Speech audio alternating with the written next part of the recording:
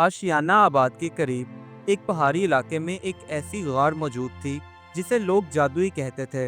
वहां से कभी रोशनी निकलती, कभी अजीब आवाजें आती, मगर किसी को नहीं मालूम था कि इस गार के अंदर आखिर क्या है।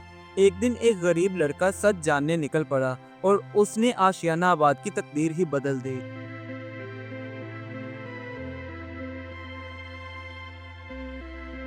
आशियाना आबाद एक छोटा सा गांव जहां के लोग सादा जिंदगी गुजारते थे और गांव के लोग बहुत ही मेहनती और दिल के साफ थे।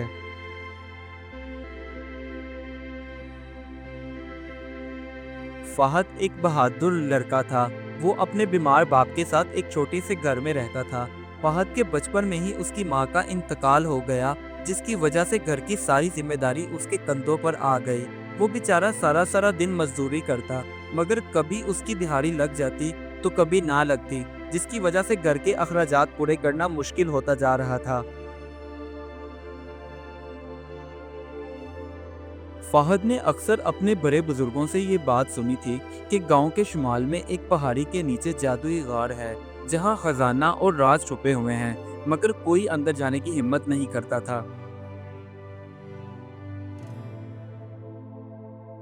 एक दिन फहद को दिहाड़ी ना मिली, जिसकी वजह से वो बहुत परेशान था और आसमान की तरफ देखते हुए सोचने लगा, अगर मैं इस गार के अंदर गया और कोई खजाना निकला तो बाप का इलाज भी करवा सकूंगा और मेरी जिंदगी भी बदल जाएगी।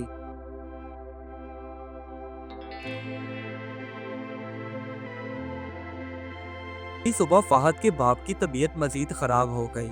अब उस बेचारे के पास खाने के लिए तो क्या, बाप की दवा लाने के लिए भी पैसे नहीं थे। इसलिए उसने अब फैसला कर लिया कि वो गार में जरूर जाएगा।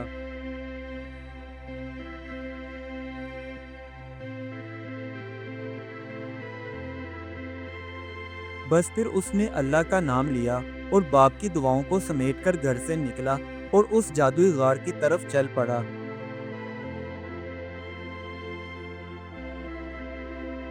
कई घंटे मुसलसल चलने के बाद आखिरकार फहद को वो जादुई गार नजर आई, जिसके अंदर से अजीब तरह की रोशनी निकल रही थी।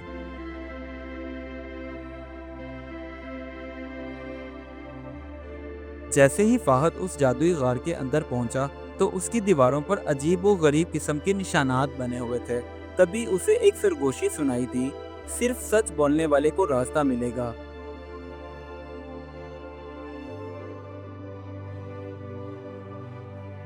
तभी एक जादुई चेहरा उभरा और फहद से सवाल किया, तुम यहाँ क्यों आए हो? तो फहद ने सच सच बता दिया, मैं अपने बीमार बाप की मदद करना चाहता हूँ, क्योंकि उसका इलाज करवाने के लिए मेरे पास पैसे नहीं हैं। फहद की सच्चाई सुनकर वो चेहरा गायब हो गया और तभी एक उड़ता हुआ पत्थर फहद के हाथ में आया और फिर से आवाज आई, ये पत्थर तुम्हें रास्ता दिखाएगा, क्योंकि सच्चाई पहला खजाना है। इसके बाद फहद चलते चलते एक पुल पे पहुंचा जो गहरे गरे के ऊपर बना हुआ था और सिर्फ जादुई पत्थर की रोशनी में ही उसे रास्ता नजर आ रहा था। वो पुल क्रॉस करने के बाद फहद आगे एक बड़े कमरे में दाखिल हुआ जिसकी दीवारें चमक रही थीं। वहाँ कई चीजें मुअल्लिक थीं, जैसे वक्त रुक गया हो।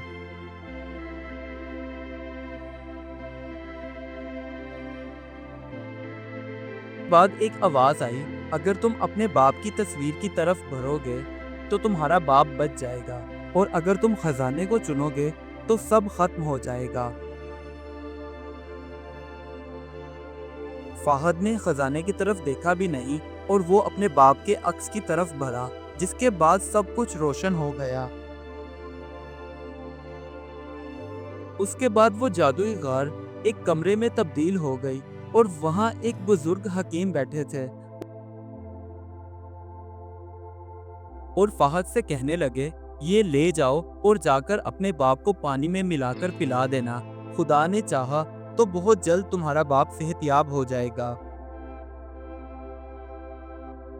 बस फिर फहद वो जड़ी बूटी उठाए, जंगल से निकला और अपने घर की तरफ चल पड़ा। उसने वापस आकर अपने बाप को वो दवा पिलाई تو اس کا باپ بہت جلد صحت یاب ہو گیا، جسے دیکھ کر فہد کی خوشی کا ٹھکانہ نہ تھا۔ اس کہانی سے ہمیں یہ سبق ملتا ہے، سچائی، ہمت اور باپ کی محبت سب سے بڑا خزانہ ہے۔